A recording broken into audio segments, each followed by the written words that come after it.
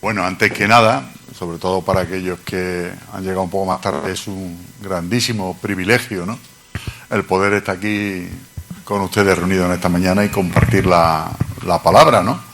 Ni que decir tiene un abrazo muy fuerte de los hermanos de allí de Asamblea Gilgal, en la calle La Negrilla. Vamos, calle Imprenta, porque yo no estoy la Negrilla, ¿no? Especialmente de parte de mi esposa, que como sabéis, pues ella no puede venir normalmente porque tiene que cumplir con el ministerio musical, ¿vale? Y me gozaba en la introducción, ¿no?, en la predicación que hacía nuestro hermano de Levítico, ¿verdad?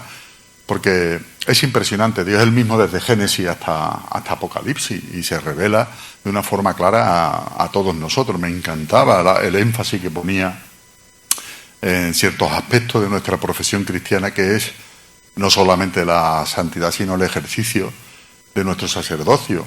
Allí en Apocalipsis, en el capítulo 1, versículo 6, ¿verdad?, la palabra del Señor dice que Jesucristo, gracias a su sangre, nos ha hecho un reino de reyes y sacerdotes. Y algunos, no sé cómo llamarlo, no sé si poco versados en las Escrituras, piensan que, bueno, estas cosas son para allí, para el Antiguo Testamento. ¿Verdad? Jesucristo vino a abolir la ley, ¿no? Y empiezan a decir cosas como esa, ¿no? Y se olvidan de que Jesucristo dijo: yo he venido a cumplirla. He venido a cumplirla. Pero es que además nosotros tenemos la oportunidad magnífica, ¿verdad?, de intentarlo, por cuanto menos, porque Él nos ha dado a su Espíritu Santo, que ahora mora en nuestros corazones. Pero además, hoy lo vamos a ver ahora, ya no quiero prolongarme más en la introducción, porque si no luego el hermano me riñe, no quiero señalar, ¿vale? Pero es que el reto que nos ha dado es mucho mayor. Es cumplir la ley del amor. Y Jesucristo, cuando nos lanza el reto, es porque podemos cumplirlo. No nos lanza un reto que no podamos cumplir.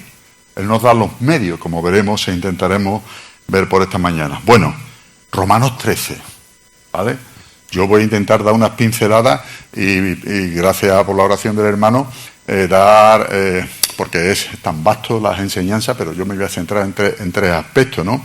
Y entiendo que este pasaje, como se suele decir, que yo creo que lo habéis leído, ¿no?, porque tenéis la costumbre vamos directamente al grano.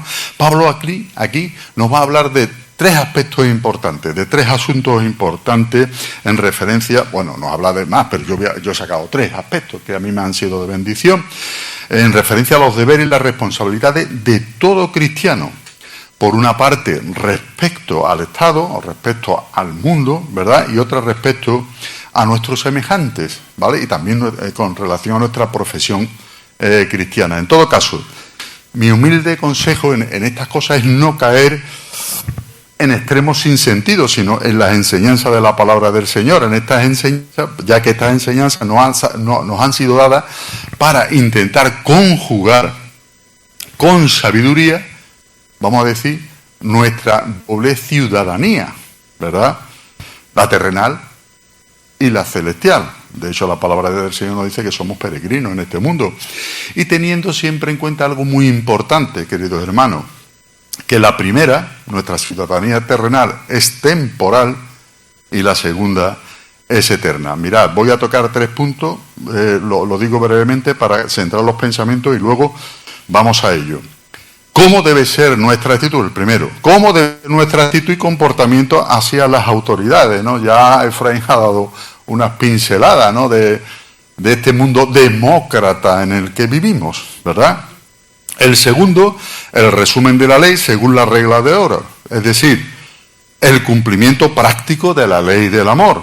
El primer punto era aproximadamente de los versículos del 1 al 7, el segundo punto es del 7 al 8, y el tercer punto es la esperanza bienaventurada de todo hijo de Dios, es decir, la esperanza de la segunda venida de nuestro Señor Jesucristo, aproximadamente versículos del 11 al 14. Bueno, vamos directamente al grano. Respecto a de cómo ha de ser nuestra actitud y comportamiento hacia las autoridades, este sería un punto verdaderamente tremendo para desarrollar, pero yo me voy a centrar en algunos aspectos muy concretos. Pablo nos dice, que es importante que todo creyente sea capaz de discernir cuál es la relación que une al Estado con Dios. Muchas veces no somos capaces de discernirlo, ¿veis? O por lo menos no tenerlo muy claro. Pablo cita literalmente: sométase toda persona a las autoridades superiores, porque no hay autoridad sino de parte de Dios,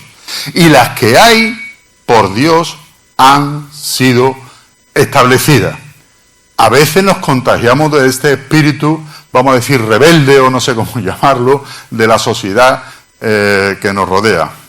Pero recordaros, nosotros somos un pueblo de reyes y sacerdotes al servicio de nuestro Dios, y tenemos que hacer lo que Él nos dice en su palabra, de manera que conforme a lo que nos dice aquí el apóstol Pablo, y de forma general, hablo de forma muy general porque no puedo hacer otra cosa, quien se opone a la autoridad, a lo establecido por Dios, resiste, es decir, se opone. Y querido hermano, los que se resisten al Señor, sabemos claramente que acarrean condenación para sí mismo. Pablo dice así, vamos a leer el texto en su contexto, por lo menos inmediato: porque los magistrados no están para infundir temor al que hace el bien, sino al malo.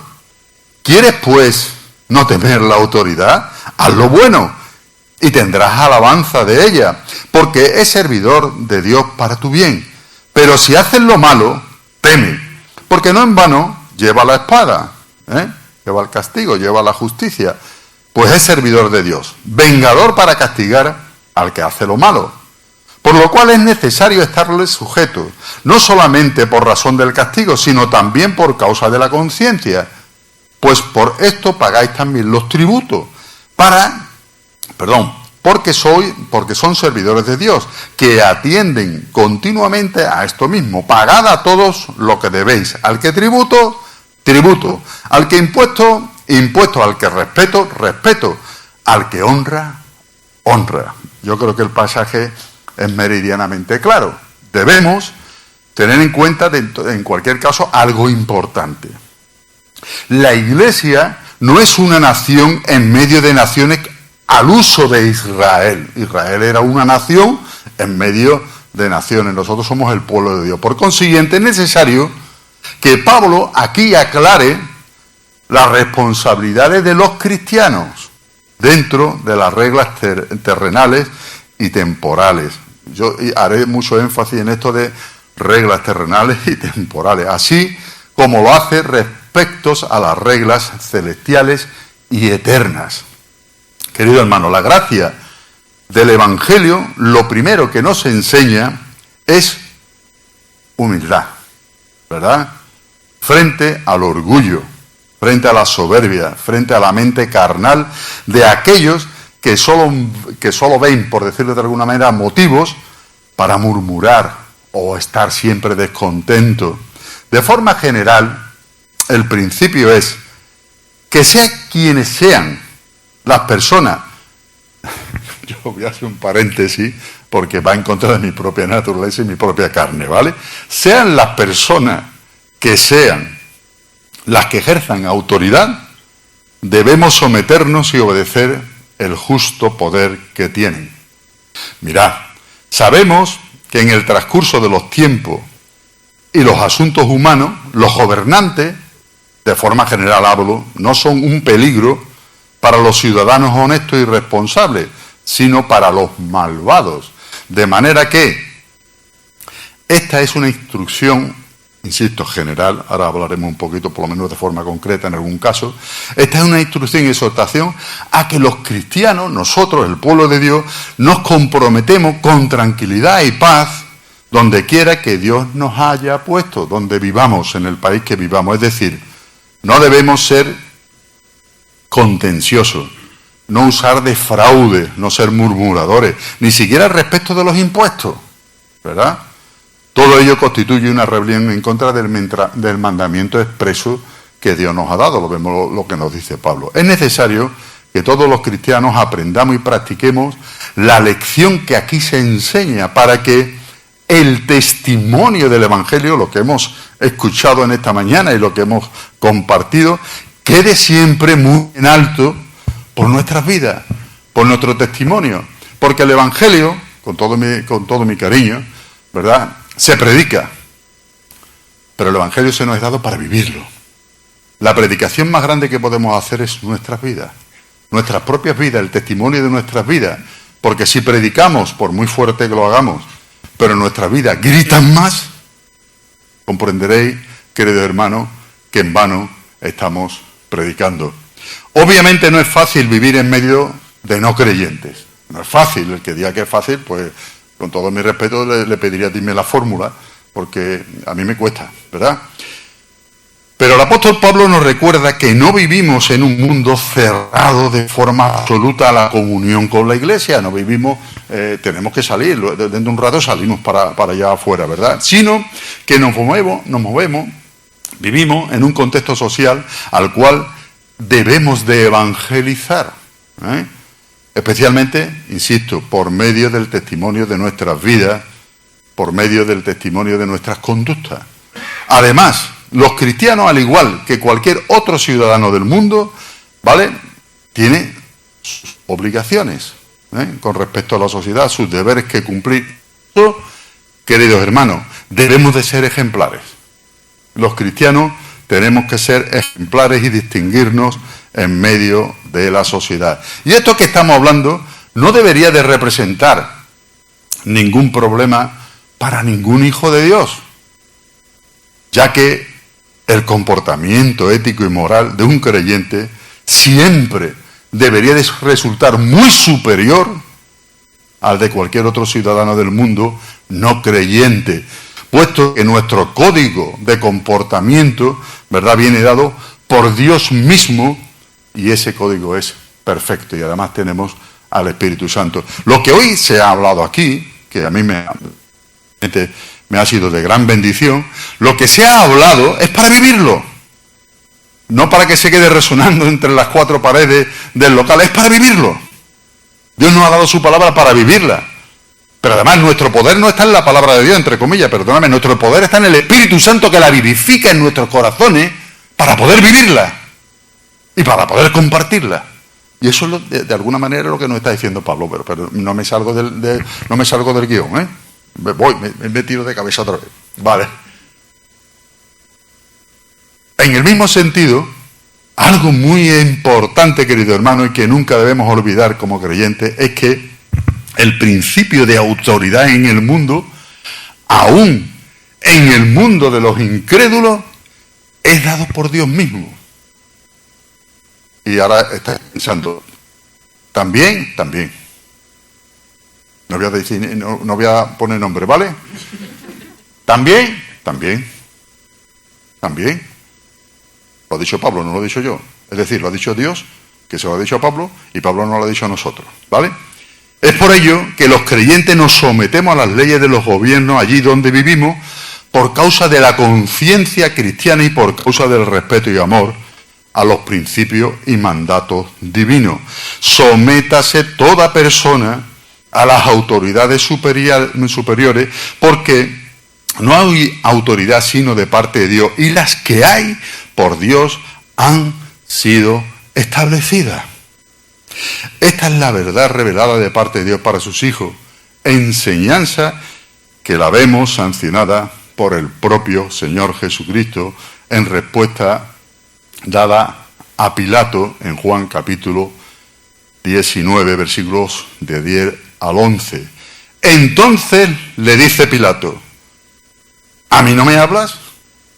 ¿No sabes que tengo potestad para crucificarte y que tengo potestad para soltarte? ¿Cuál fue la respuesta de nuestro Señor Jesucristo?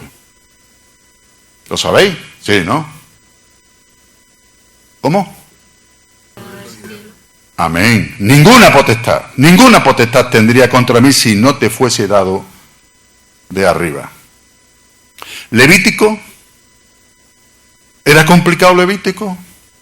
Para los sacerdotes, para el sumo sacerdote, ¿era complicado? Sigue siendo igual de complicado, querido hermano, pero ahora es todavía más complicado. ¿Verdad? ¿Por qué? Porque parece que tenemos un grado de libertad superior, nos hemos contaminado con pensamientos que no obedecen a la santidad, como hemos escuchado en esta mañana, que Dios quiere para su pueblo.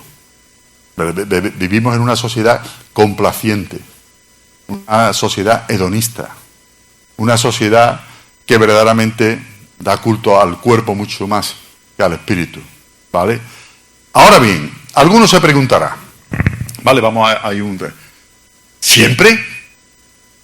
¿Siempre tenemos que obedecer a los gobernantes y en todos los casos? ¿Vale? Yo ya sé, ya algunos estáis respondiendo en la mente, pero vamos a verbalizarlo un poquito. Vamos a recordar, ¿vale? O siempre recordando que las autoridades gobernantes funcionan bajo la soberanía de Dios. ¿Qué pasa? ¿Qué pasa si los que están, ¿vale?, gobernando, o, vamos a decir, las cosas que nos mandan son malas? No ejercen, estos no ejercen la ley con justicia, ¿qué es lo que pasa? ¿Qué ha de hacer entonces el creyente? ¿Qué tienes que hacer tú? ¿Qué tengo que hacer yo? Bien, el Señor nos enseña que de forma general el cristiano debe de obedecer y respetar siempre. Pero cuando estamos seguros, queridos hermanos, y ahí sí tenemos la palabra de Dios, ¿verdad?, que es nuestra referencia perfecta. Cuando estamos seguros de que las leyes de los gobernantes dañan claramente la conciencia cristiana, entonces es menester obedecer a Dios antes que a los hombres. ¿Os acordáis Hechos de los Apóstoles, capítulo 5, que además tuve la bendición de poder compartir también con nosotros, cuando a Pedro se le ordena que se callase, que no predicase el Evangelio? Respondiendo Pedro y los apóstoles dijeron: es menester obedecer a Dios antes que a los hombres.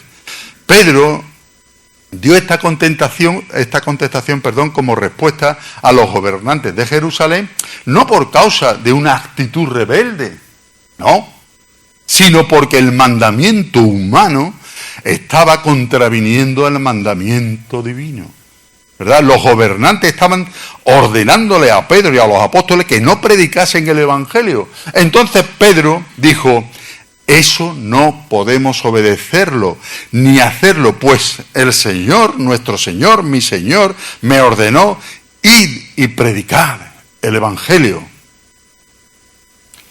Es decir, de forma general, Dios nos ordena,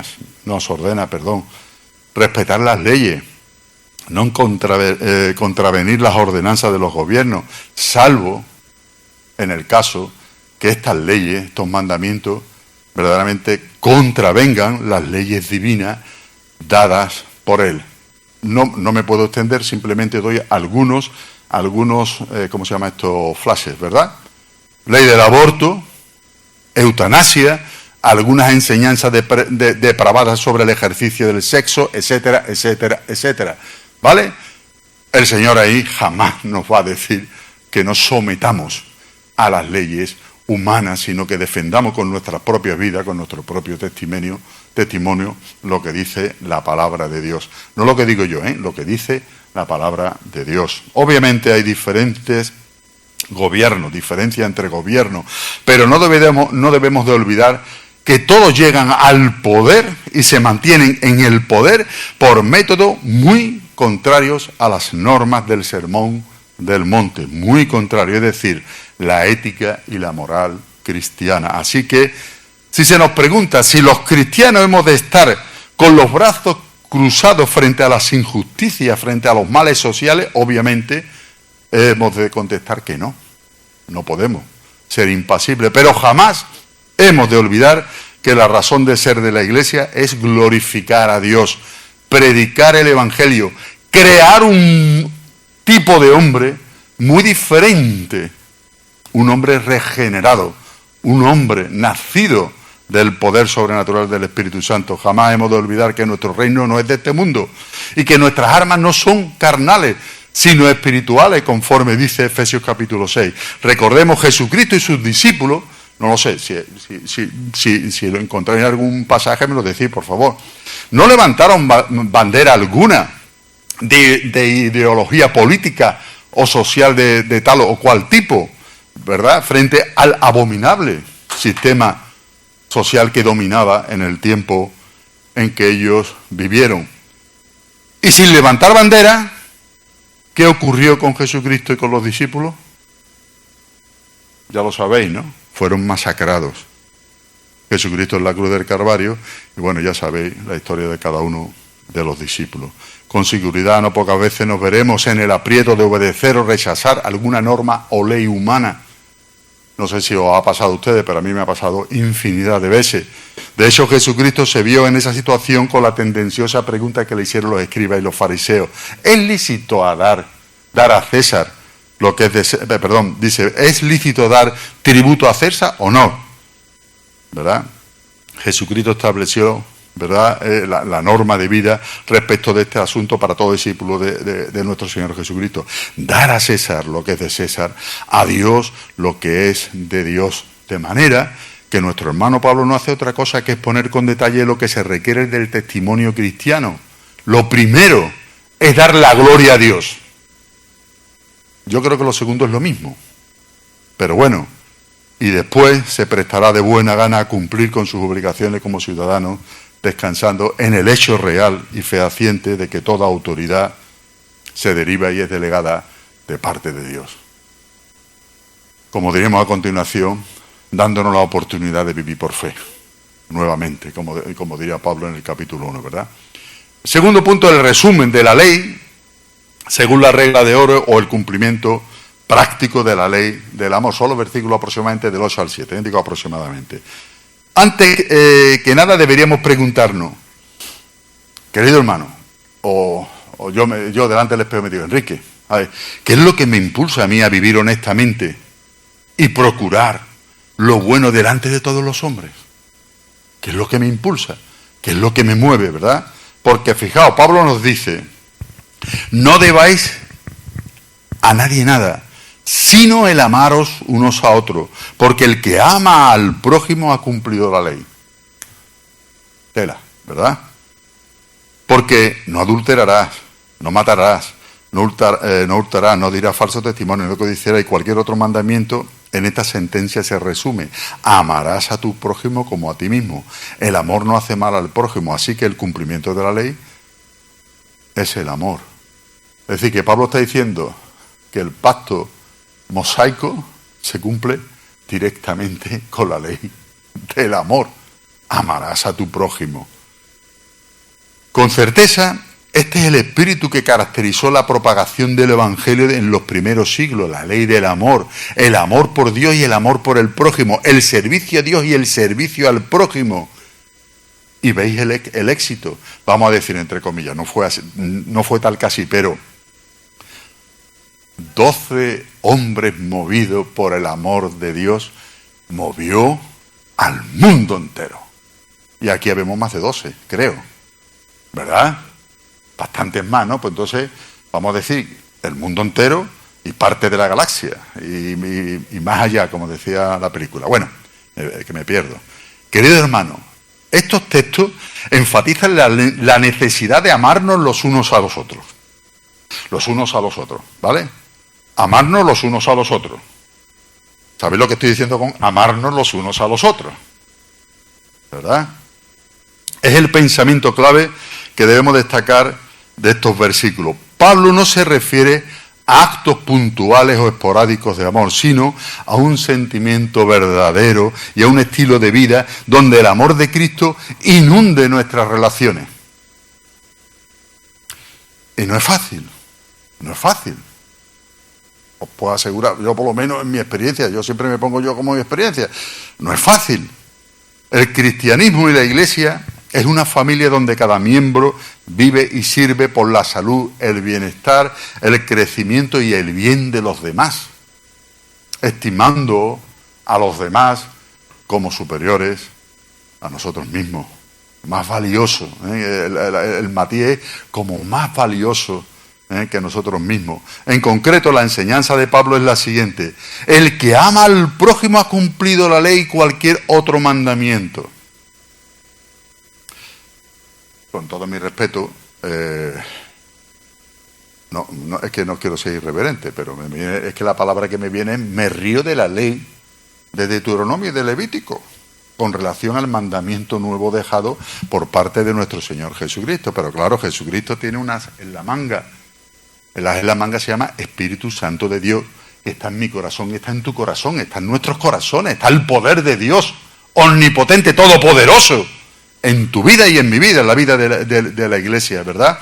Nos dice que aquellos que han sido tocados con el amor verdadero de Dios, amará a los demás de la misma manera. Esta es la clave de ser como Cristo, la imagen de Dios restaurada en la vida del hombre redimido, del hombre regenerado. Así que en la presencia de esta clase de amor no hay necesidad de ley. En 1 Corintios, en el capítulo 2, dice procurar los mejores dones, pero yo os muestro un camino más excelente. El amor, y ahí abre el capítulo 13 de 1 Corintios, con el cual ya pues nos derramamos en gozo, ¿verdad? Y felicidad. Hermano, no existe poder más grande en la tierra que el depositado en el corazón de los creyentes por medio del Espíritu Santo, el amor de Dios. No hay poder más grande. Que nadie os acompleje.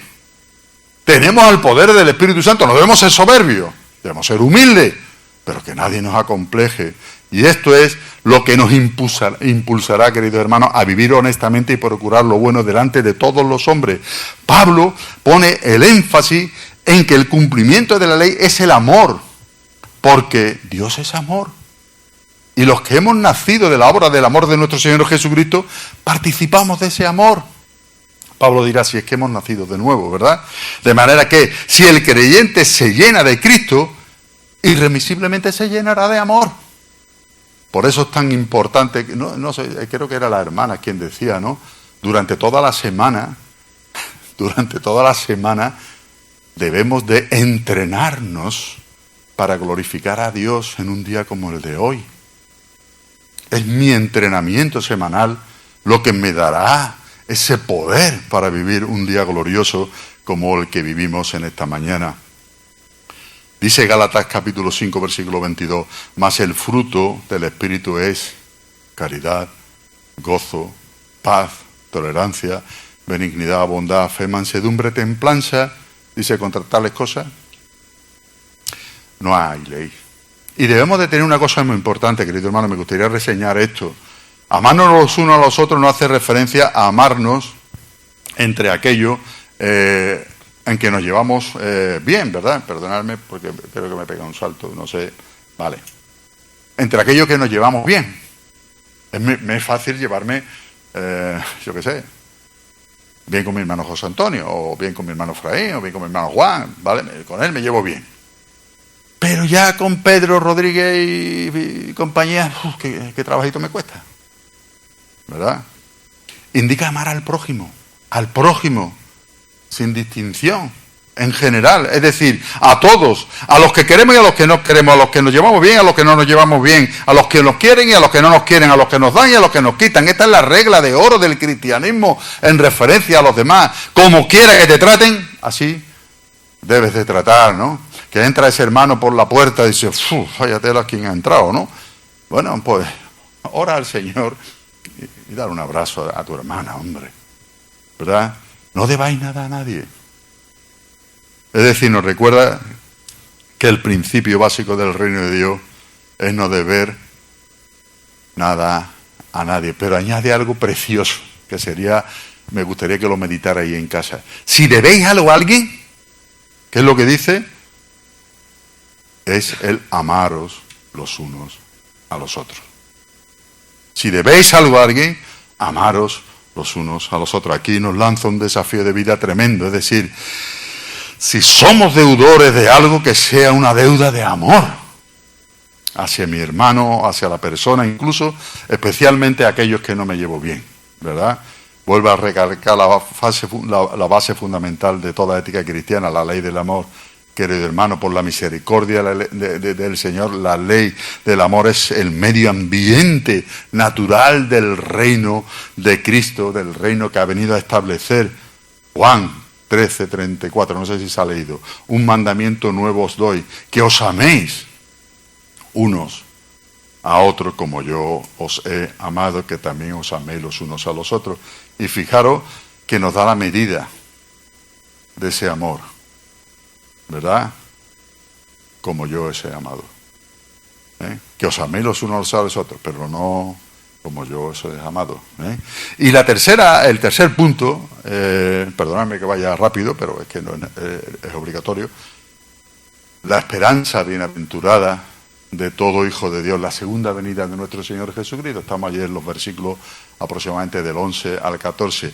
Y esto, conociendo el tiempo, que es ya hora de levantaros del sueño, porque ahora está más cerca de nosotros nuestra salvación que cuando creímos. La noche está avanzada y se acerca el día. Desechemos pues las obras de las tinieblas y vistámonos las armas de la luz. Andemos como de día, honestamente, no en glotonerías y en borracheras, no en lujurias y lascivias, no en contiendas y envidias, sino vestidos del Señor Jesucristo y no proveáis para los deseos de la carne. Me gozaba con lo que compartía Efraín.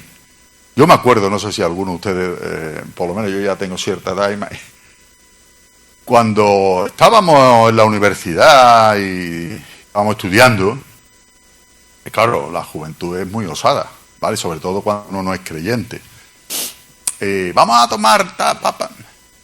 Y había una frase, no sé si os acordabais, estoy en capilla. No sé si la habéis escuchado, estoy en capilla, porque mañana tengo un examen, estoy en capilla. Entonces el estudiante se reservaba y le decía al otro, no, yo estoy en capilla. Hermano, para un examen yo estaba en capilla, pero es que venimos a glorificar a Dios en una mañana como esta. ¿Qué tendré que hacer un sábado por la tarde? ¿Qué tendré que hacer un sábado por la tarde?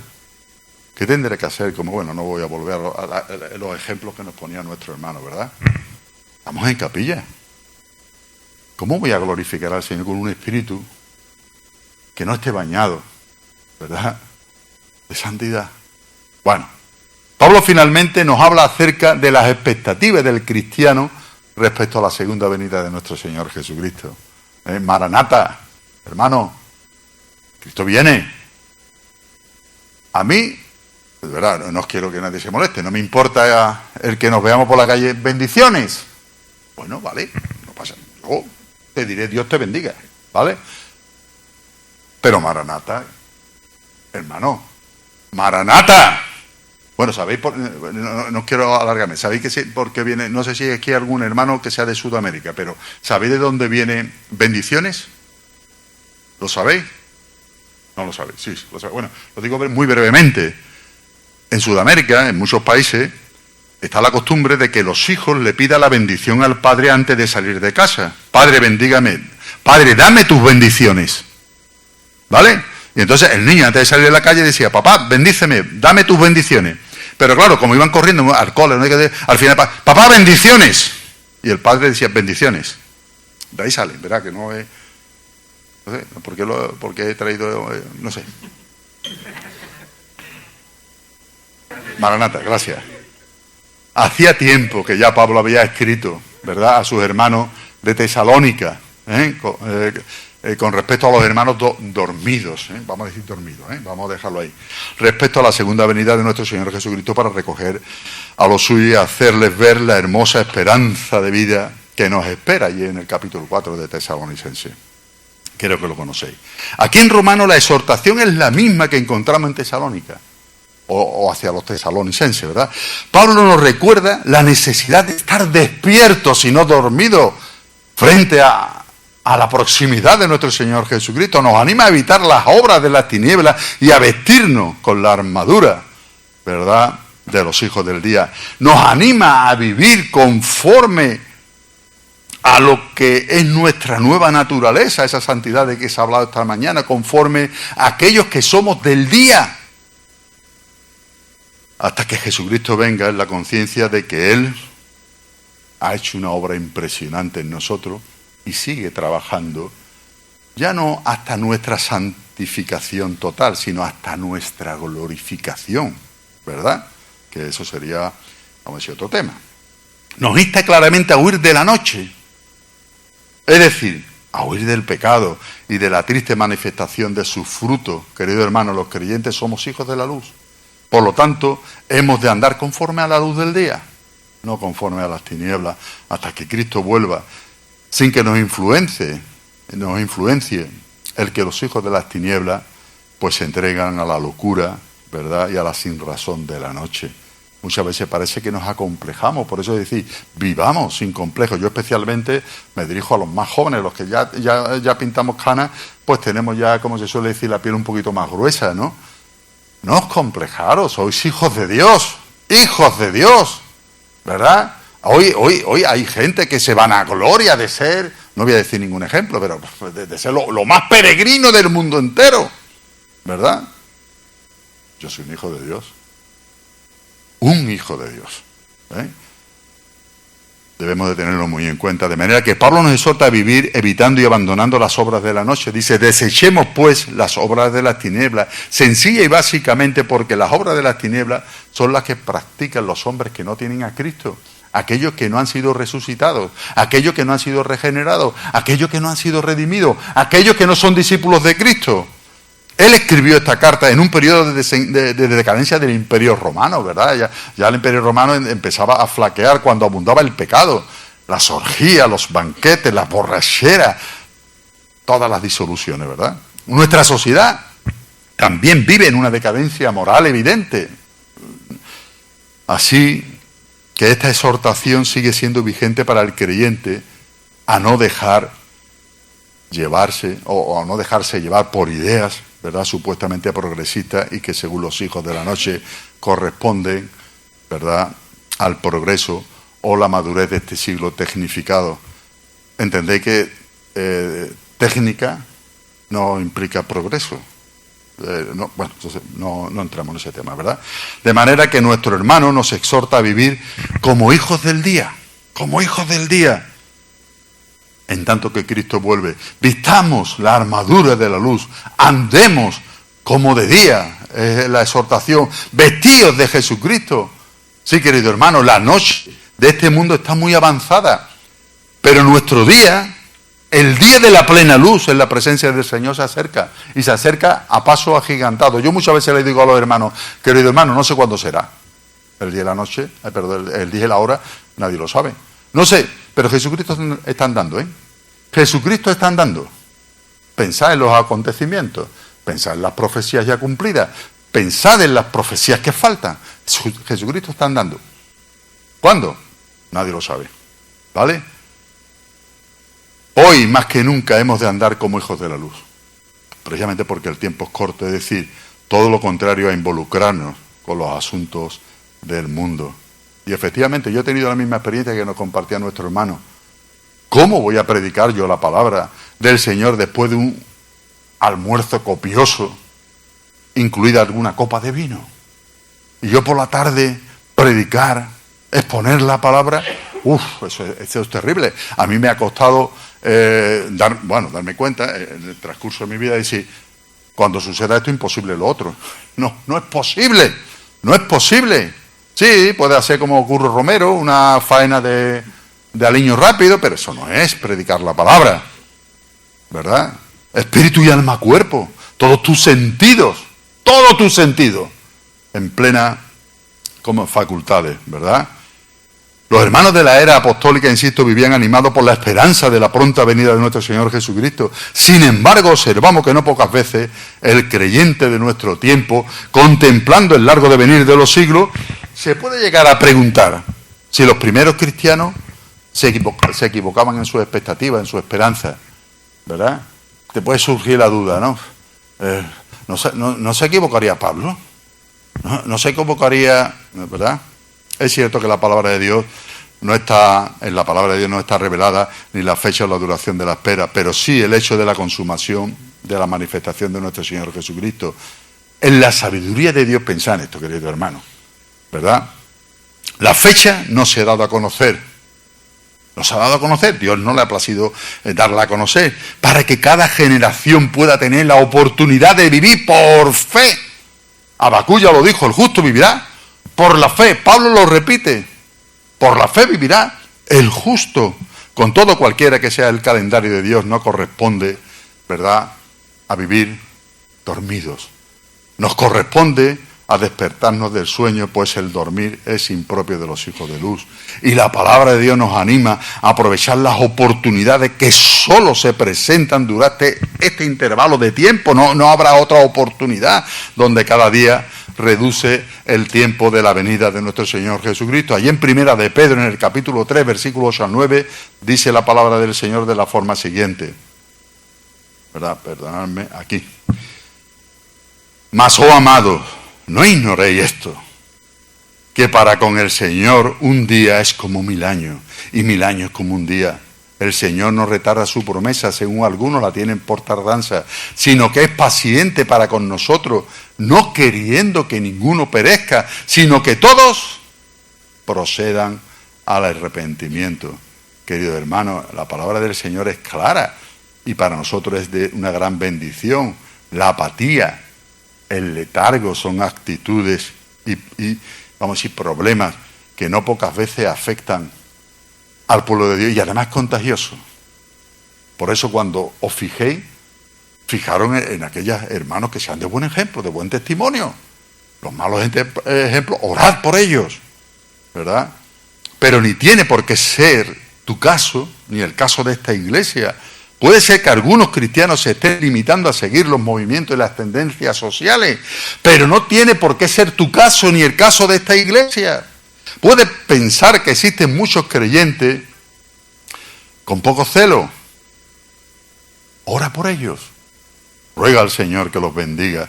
Estos no son problemas nuevos, ¿verdad? Ya eran comunes en los primeros tiempos. ¿Os acordáis de la iglesia de Éfeso en Apocalipsis capítulo 2, versículo 4? ¿Verdad? Dejó su primer amor. ¿Os acordáis de la iglesia de la Odisea? Se volvió tibia. Apocalipsis capítulo 3. La pregunta importante, queridos hermanos, es ¿qué vas a hacer tú? ¿Qué vamos a hacer como iglesia? Pablo sintió la imperiosa necesidad de exhortar a los hermanos en Roma a despertar del sueño. Les impeló a despertar del descuido, de la indiferencia. Los animó a deshacerse de la pereza, de la comodidad, de los antiguos caminos de pecado.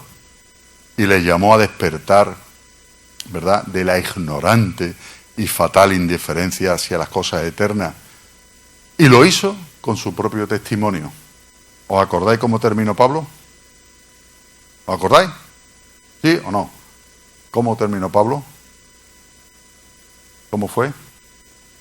¿No os acordáis? ¿No os acordáis cómo terminó Pablo? Claro, terminó decapitado por la justicia del Imperio Romano. Querido hermano, si piensa que nos hemos vuelto adormecidos e indiferentes a las cosas eternas, sinceramente pienso que es hora de que despiertes. ¿Sabéis lo que he dicho, no? ¿Vale? Si piensas que nos hemos vuelto adormecidos e indiferentes a las cosas eternas, pienso que es hora de que tú despiertes. Porque tenemos razones de peso para hacerlo. El tiempo que nos resta es corto y tenemos mucho trabajo, como dice Santiago. Ahora es el momento de obedecer al Señor. Hoy es día de salvación, incluida la santificación. ¿Vale? Todos los aspectos de la salvación. Redención, expiación, propiciación, santificación. Cada día que pasa el regreso del Señor está más cerca, incluso nuestra propia muerte está más cerca, si es que morimos antes de que llegue, o que vuelve, o que regrese nuestro Señor Jesucristo. Hermanos, no durmamos, seamos piedras vivas, seamos motor de ánimo y de fortaleza para todos los que nos rodean. Atendamos los asuntos del Señor, cuidemos de las cosas eternas. Es hora de despertar, porque el tiempo se acerca, el tiempo de cambiar y crecer muy pronto se acabará. Llegará el día de la eternidad y no estaremos listos. ¿Llegará el día de la eternidad y no estaremos listos? No. Yo digo, no, por supuesto que no. Antes bien, seremos hijos del día hasta que Jesucristo venga. No de la noche, nos vestiremos de Jesús hasta que Jesucristo vuelva. Nos pondremos la armadura de la luz hasta que Jesucristo vuelva. Y caminaremos correctamente hasta que Jesucristo vuelva. Amén, queridos hermanos. Amén. Que el Señor los bendiga.